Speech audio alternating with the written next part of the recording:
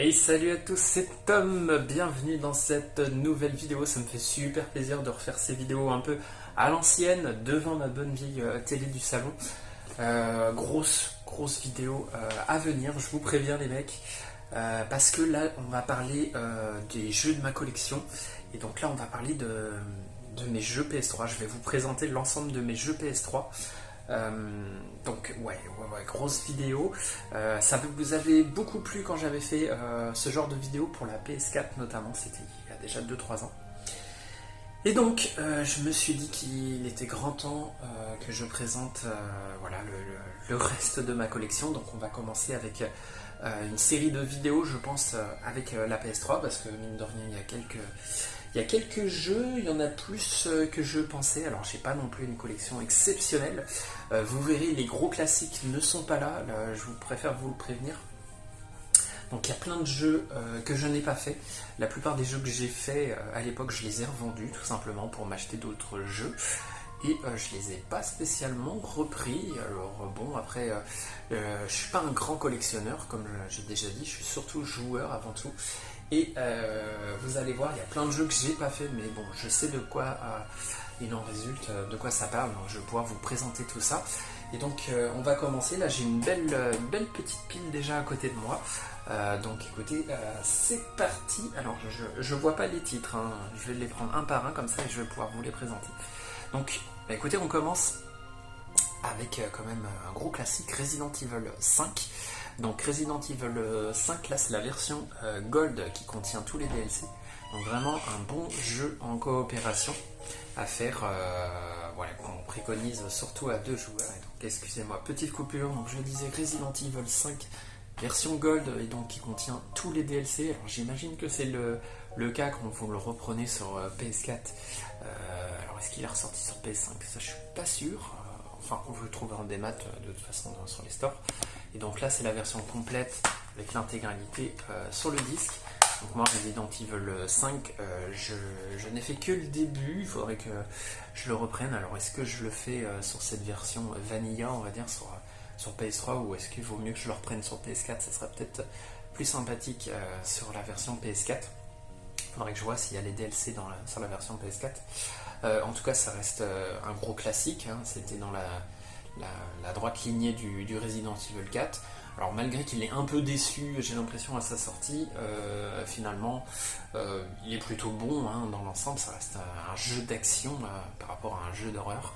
Donc bon, je pense que c'est une bonne pioche, ce Resident Evil 5.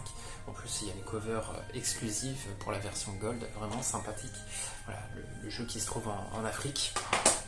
Alors ensuite, nous avons The Darkness. Alors encore une fois, j'ai fait que la première heure de jeu de celui-ci.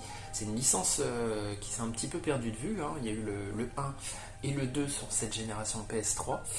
Le 1 un peu plus dans l'ambiance et dans le côté infiltration, et le 2 beaucoup plus dans l'action. Les deux étaient vraiment plaisants, hein. Ils avaient voilà, leur petite cote, on va dire, de sympathie, le petit côté pépite. C'est un jeu 2K quand même, édité, ouais, c'est Starbreeze qui a fait le jeu. Starbreeze qui a fait notamment les Chroniques de Riddick, pour ceux qui connaissent. Donc plutôt une bonne pioche qu'on retrouve à petit prix. Donc The Darkness, une licence là, qui n'est pas ressortie ensuite sur PS4. Attention, alors là c'est du jeu qui cote. C'est un jeu très particulier, il n'y en a pas beaucoup qui vont connaître. C'est le Short Piece Ranko Tsukigime's Longest Days. Alors c'est un espèce de délire. Donc en fait c'est sur Blu-ray. Vous avez donc un court métrage, enfin 4 courts métrages, et donc également un jeu. Non, il y a 5 courts métrages, pardon. 5 courts métrages en comptant l'animation d'ouverture, hein. Et donc la 5e œuvre, je ne sais pas si vous verrez, voilà, par Suda51, le papa notamment de Killer 7 notamment, donc qui fait partie des créateurs de jeux vidéo un peu réputés. Et donc bah écoutez, ça s'était vendu à petit prix. Moi je l'avais eu à petit prix d'ailleurs à l'époque. Voilà, c'était une curiosité. franchement c'est vraiment une curiosité, rien que le contenu, hein, comme je vous ai dit. Et donc ça maintenant, c'est vraiment pas courant pour le choper, malheureusement ça a pris une sacrée cote. C'est une belle pièce, on va dire, de collection. Moi je l'ai pas pris pour la collection à la base, je l'ai pris pour le découvrir. Là aujourd'hui je n'ai vu que la plupart des animés et je n'ai toujours pas fait le petit jeu. Alors c'est vraiment un petit jeu, je crois que c'est 1 à 2 heures de jeu grand max. En tout cas voilà, c'est vraiment une curiosité, donc uniquement sur PS3 également. Donc je pense que ça fait partie des pièces un peu compliquées pour le full set, comme on dit. Ensuite nous avons Portal 2. Alors Portal 2, même chose. Alors, comme je vous ai dit, là, la plupart des jeux que j'ai encore aujourd'hui, c'est des jeux que je n'ai pas fait. Donc, ne vous étonnez pas si je vous dis que j'ai pas terminé le jeu. Alors, je pourrais vous mitonner, ça passerait crème, mais bon, je préfère pas quand même. Donc, Portal 2, par contre, j'ai fait la plupart des niveaux coopération, parce que le jeu est composé en 2 parties. Hein. Tu as l'histoire, c'est un vrai jeu narratif, avec un vrai solo, pardon. D'une aventure de 10-15 heures max à peu près, mais tu as également une deuxième partie dans le jeu qui est coopération avec des niveaux entièrement dédiés pour ce mode coop qui est franchement très bon et qui dure encore une fois 4-5 heures au moins de jeu. Et donc franchement c'est un des meilleurs jeux PS3 je pense, ce Portal 2. En tout cas l'histoire, le solo a vraiment convaincu tout le monde. Alors, le solo que je dois faire, hein.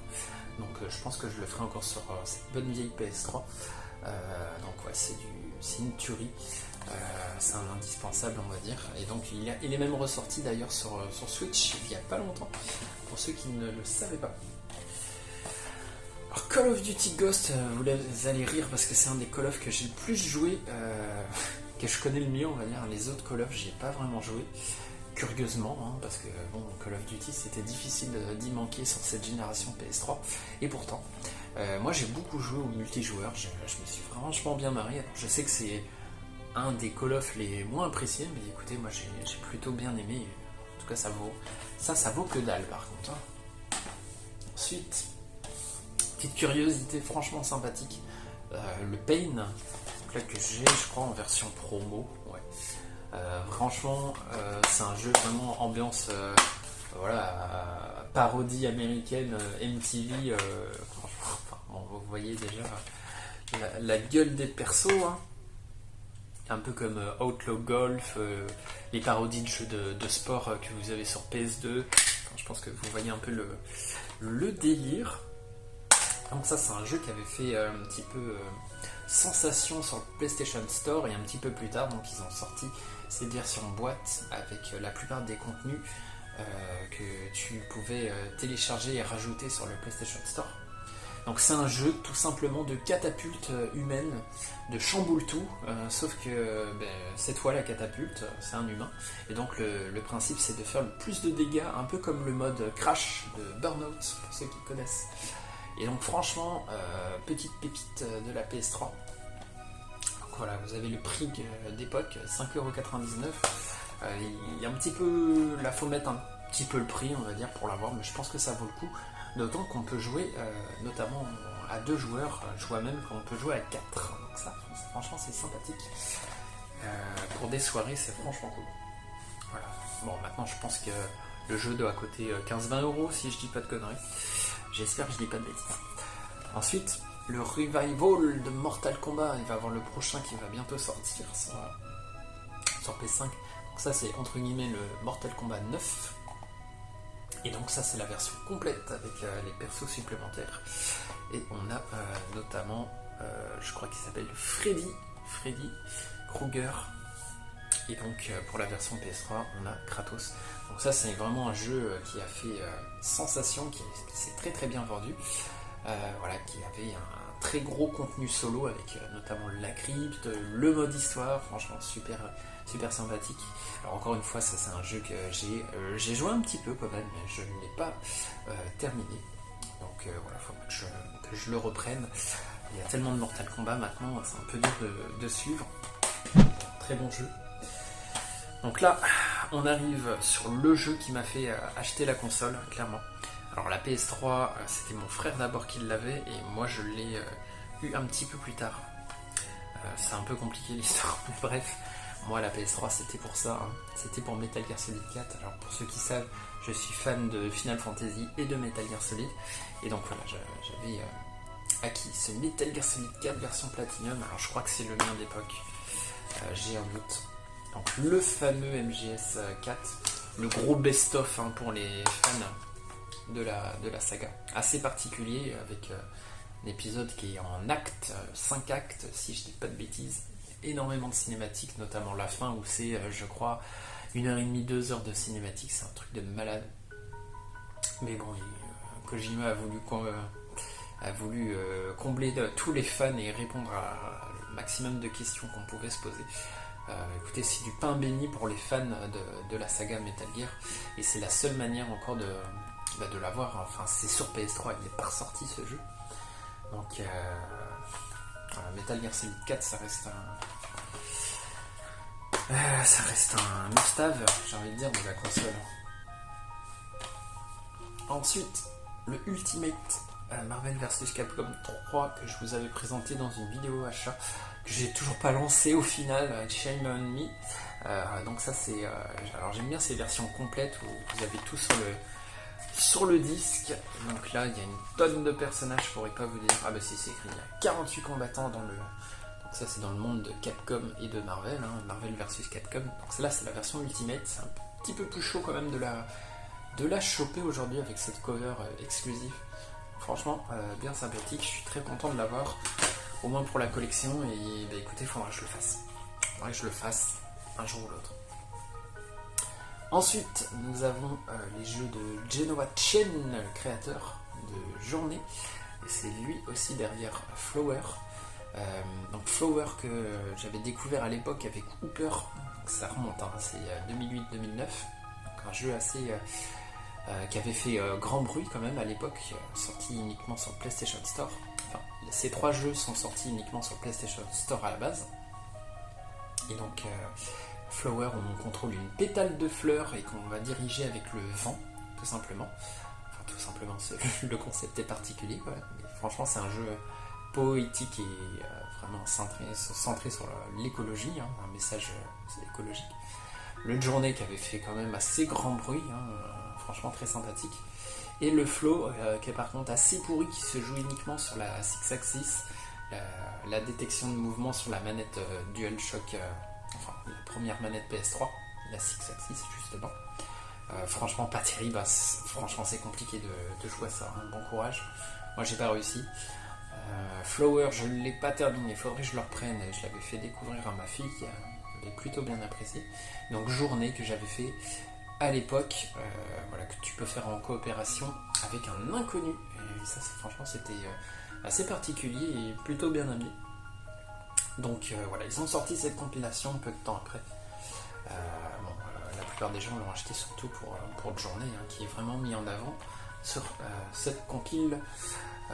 Franchement cool, Journée que j'avais beaucoup aimé, il y en a qui avaient franchement adoré Journée. Je me souviens, je crois que son Gameblog, c'était peut-être même le jeu de l'année 2012. Je sais pas si ça sera écrit, 2012-2013. Ouais, il y en a qui avaient vraiment surkiffé cette journée. J'irai pas jusque là, mais c'était bien. C'était bien quand même. Donc, un jeu Wonderbook sur la Terre des dinosaures. Alors ça, je vous présenterai ça plus tard dans une autre vidéo. Donc ça se joue avec un petit livre comme ça, et puis le PlayStation Move, la caméra. Donc ce qui est bien, c'est que maintenant, vous pouvez l'avoir vraiment à petit prix, ces choses-là. Et là, j'y joue avec mes 2 enfants, et c'est franchement le grand kiff. On est plus que sur du simple jeu éducatif, il y a vraiment de l'interaction. Et je prends plaisir vraiment à les regarder et parfois à les aider dans leur aventure. Donc là, on peut voir un peu comment ça se joue.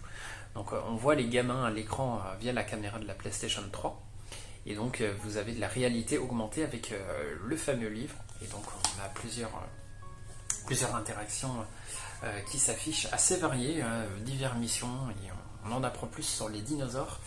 Et ce qui est rigolo, c'est que c'est un jeu Supermassive Games qui feront un petit peu plus tard les jeux d'horreur que vous connaissez sur PS4. J'ai plus le nom évidemment. J'ai plus le nom, je suis désolé. Ça me reviendra. Mince. Je l'ai sur le bout de la langue. C'est trop pénible quand ça vous fait ça. Est-ce que je vais l'avoir? Non, je l'ai pas. Bon, mais désolé. Je vous le mettrai si j'y pense. Au pire, je suis sûr que vous l'aurez dans les commentaires. Désolé. Ensuite, on continue. Alors, la compile, la grosse compile, hein, Tales of Grace F, qui était un jeu exclusif PS3, et ensuite la compile Tales of Symphonia Chronicles, qui comprend le Tales of Symphonia originel, et donc celui qui était sorti sur Wii, que je dise pas de bêtises, ouais, Dawn of the New World. Pourquoi j'ai pris cette compile? 3 jeux pour le prix d'un, c'était la bonne affaire, j'ai envie de vous dire. Et donc, alors je les ai toujours pas fait, je préfère vous prévenir, mais j'ai toujours un attachement particulier pour Tales of Symphonia, parce que c'était un jeu d'un pote du lycée, voilà, un voisin qui était gamer, et voilà, il m'avait beaucoup vendu, on va dire, ce Tales of Symphonia. Donc, je sais pas, j'ai toujours eu un attachement particulier pour Tales of Symphonia, malgré que je ne l'ai toujours pas fait. Je l'ai d'ailleurs sur Switch, il faudrait que je m'y mette. Alors, on continue avec un des derniers jeux PS3 que j'ai, que j'ai acquis le plus récemment en tout cas. Ce Sly Cooper, voleur à travers le temps, que j'ai chopé en vide-grenier à tout petit prix. Vraiment coup de chance. Ça, c'est le dernier de la série des Sly Cooper. C'est pas ressorti sur PS4 ni PS5, malgré certaines rumeurs. Donc bon, on verra bien si ça reviendra un peu plus tard. Sly Cooper, j'avais uniquement joué alors à la démo du 1 peut-être, et j'avais fait un peu le 3. Je suis pas fan de l'ambiance, je sais pas, il y a quelque chose qui m'attire pas. Donc bon, on verra bien. C'est possible que je le lance quand même, un de ces quatre, ce Sly Cooper. En tout cas, c'est franchement une bonne pioche. Alors c'est pas l'équipe originale qui a fait le jeu, c'était les créateurs d'Infamous qui ont fait ce Sly Cooper. Excusez-moi, j'ai pas toutes les références ce soir, je m'en excuse. Et donc ça, c'est le dernier épisode qu'ils ont sorti un petit peu en catimini sur PS3. Donc franchement, une excuse évidemment. Voilà, il s'est pas super bien vendu malheureusement, et c'est sûrement la fin de la licence. Bon, on verra si ça reviendra tôt ou tard. Je ne sais pas si il vous a plu. Pour ceux qui ont la chance de l'avoir fait, n'hésitez pas à me le dire. Et donc là, on passe sur un des tout premiers jeux PS3 que j'avais acquis, ça dans un lot avec le colis, avec un colis mystère. Donc le Resistance Fall of Man, un des jeux de lancement, donc la version Platinum. Il y a eu 3 épisodes. Voilà, c'est une licence Insomniac, ceux qu'on fait notamment les Spyro et les Spider-Man PS4 et PS5 bientôt. Donc c'est un TPS ou un FPS? Je sais plus, je crois que c'est TPS. Prince of Persia qui a bien marché sans plus, l'espèce de revival également sur la génération PS3, donc là en version essentielle qui est l'équivalent de la version Platinum. Donc je ne connais pas plus que ça, je l'ai eu aussi dans un colis mystère à tout petit prix. C'est un jeu qui a plutôt marché sans plus. Alors là on est sur maintenant, on passe vraiment du coq à l'âne. Avec Hakuna Matata, plus connu chez nous pour Africa, le titre Africa. Donc ça, c'est jamais sorti en France. C'est un jeu qui a eu une certaine réputation à l'époque de sa sortie, voilà, il y a plus de 2008-2009, on va dire, dans ces eaux-là. Parce que c'est un jeu vraiment de safari, en collaboration avec National Geographic, qui était plutôt joli, plutôt sympathique. Alors j'y ai joué quelques heures à celui-ci. Là c'est la version coréenne, et donc c'est comme Africa, vous avez la langue en anglais. Alors moi c'est encore une fois, c'était Hooper qui m'avait fait découvrir. Et ouais, si vraiment vous aimez le délire savane, vraiment les animaux, le côté documentaire, ça peut être vraiment sympathique, parce que là vous contrôlez en fait alors vous contrôlez pas le zèbre, mais vous contrôlez un photographe tout simplement, et donc vous allez améliorer enfin vous allez en safari, on va dire, pour prendre en photo les animaux dans leur habitat naturel. Et donc vous allez avoir une espèce de jeep, vous allez améliorer votre appareil photo, etc. etc. Donc c'est plutôt cool. Alors ça fait partie, voilà, des jeux vraiment peu communs pour ceux qui veulent compléter leur collection PS3. Hop, je vous présente ça un petit peu. Très sympathique. Et bien figurez-vous, ça c'est le truc un peu improbable, je l'ai voilà, vraiment sympa, la notice avec l'éléphant. Je l'ai chopé en vide-grenier celui-ci, figurez-vous. Une notice en couleur, messieurs dames. Regardez-moi. Le lion. Hop. Bon, on est sur la première génération de jeux PS3, donc c'est pas non plus la claque graphique, mais franchement c'était assez réaliste pour l'époque, clairement. Alors qui c'est qui l'a fait ce jeu par contre, je ne saurais que dire. Je sais pas si j'arriverai à retrouver l'information, je sais plus, le développeur je ne sais plus. Bon, en tout cas, ouais, sachez qu'il a deux noms, Hakuna Matata et Africa. Donc, rien à voir avec le Roi Lion. Je sais pas, peut-être un hommage, allez savoir.